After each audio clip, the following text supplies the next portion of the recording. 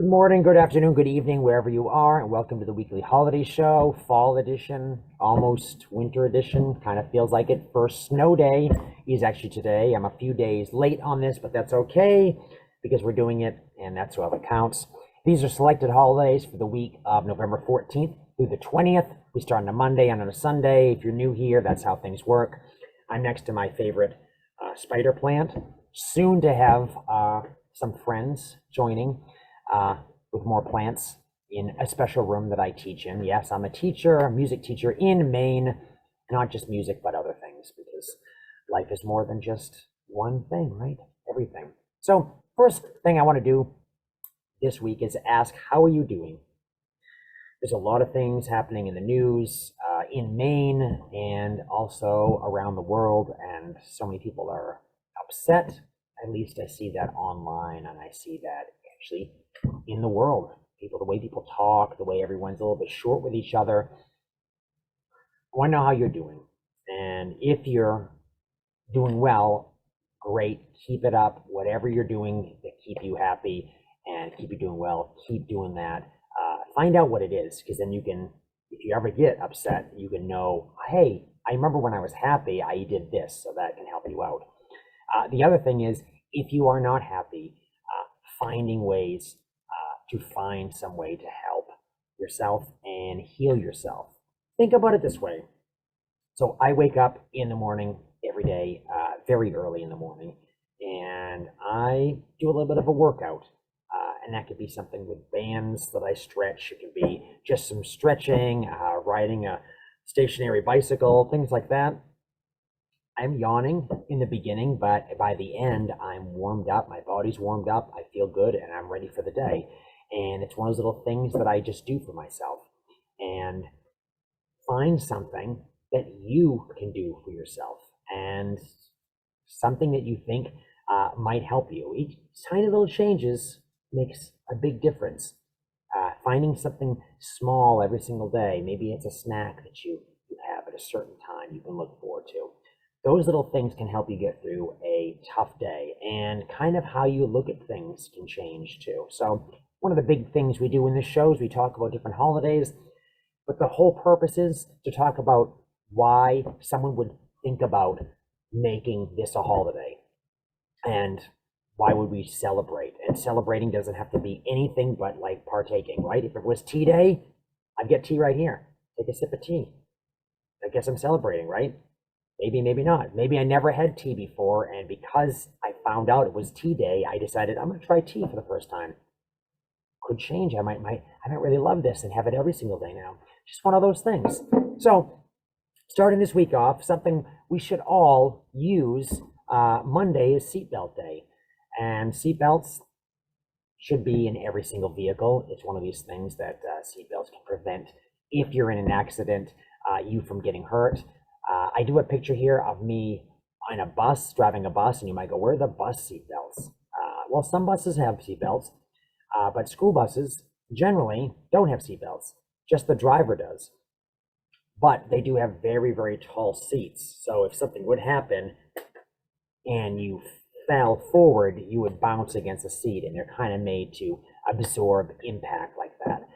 I think seatbelts probably originally were in buses, but school buses in particular, but I think it's one of those things where maybe it was too hard to put them in, or it would hurt people, or it's just too much to get everyone to buckle in. So they just made a seatbelt, on other buses that they have, maybe those big commercial buses they have that people buy. But once again, seatbelts in cars, in other vehicles are very important to have on. And also, when I put my seatbelt on, if I'm driving, it literally connects me to the vehicle, so I can move with the vehicle, almost like if I'm turning, my whole body turns with it. So it's just one of those things where I kind of want to be part of the vehicle if I want to be able to be in control of it. But just something to think about. Tuesday, it's recycle day.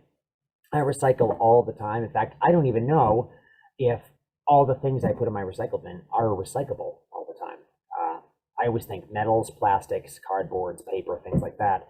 But it turns out it's certain plastics and it's certain metals and certain ways. But right now, I have a service where I live, where they just basically take all my recyclables and they dump it into a giant truck.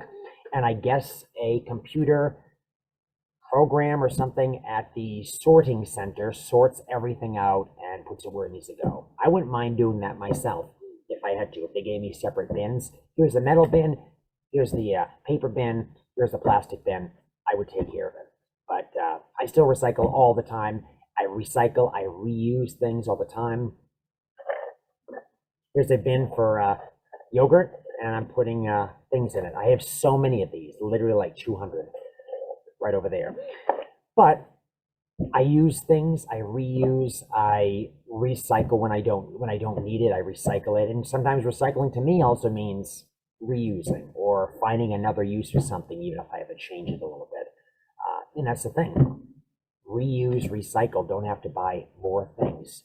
The world is not disposable. Everything you buy, everything you use and you get rid of goes someplace else. It doesn't get destroyed, it goes someplace else. Do you want to be creating a lot of a mess for the rest of the world? I don't. I want to make sure that I clean up after myself after I'm done with things. So, anyways, I know a lot of serious things this week. Wednesday, it's button day. Button. Do I have one? Yes, I do. Right here. A button. The most important, I think, the most important innovation in clothing that ever happened. And yes, they have zippers, but that hasn't changed in a long time. Buttons haven't changed in a long time either. And we have all different size buttons. You can button things up. I get the shirt buttons right here. When people say, button your lip. Imagine if our lips did have buttons. It'd probably be easier for me to breathe through my nose then, right? If you want to open my mouth all the time. But buttons are on keyboards. Buttons are in so many different things. Digital buttons on phones and such. How do we use buttons? That's a good thing to think about. How do you use buttons and what would a button help you with, right? Maybe you want a button you can click and, hey, look at, wow, glass of water got poured for me just by pushing a button. Maybe it's better that you do that yourself, right? Pour your own water rather than have a button you push to it. Maybe not everything should be automatic. Maybe we should work towards things to make things happen. Because then at least we know how we got it and we can be in control of things. And it's motion, which is really important too. Motion that you would use on Thursday to take a hike. And take a hike, sometimes saying that means to tell someone to go get away from you. Take a hike. But this is supposed to be meant as go outside and just walk around, right? Get around wherever you can. Take a little bit of a stroll, and if it's outside somewhere, it can be considered a hike. I mean, even if it's just an urban hike around a sidewalk, you're still hiking, right? I'm taking a walk. Well, it's kind of like a hike. Yes, in the woods, technically people call that a hike, but if you don't have woods, if you don't have any sort of forest, greenery, do what you can do and just take a walk and just get some fresh air, right?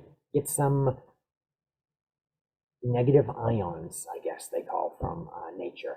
And we could go more into that and everything, but there's a lot of people that believe that nature helps to balance us. I think it gives us a nice way to see different scenery, and the air is usually cleaner than inside, especially when it's been cold and you've been stuck up inside for a few days. And hey, it's just a good way to get out and see things you normally don't see, right?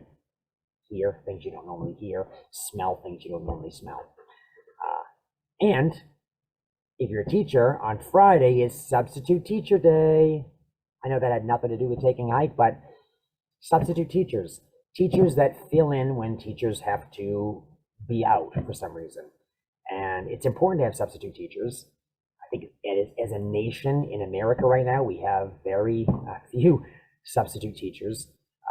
I hear a lot from people that is one of the better jobs than to have to be a teacher that's always teaching. You can substitute and fill in for one day or a few days and then be like, okay, I can move on to something else for those that like variety.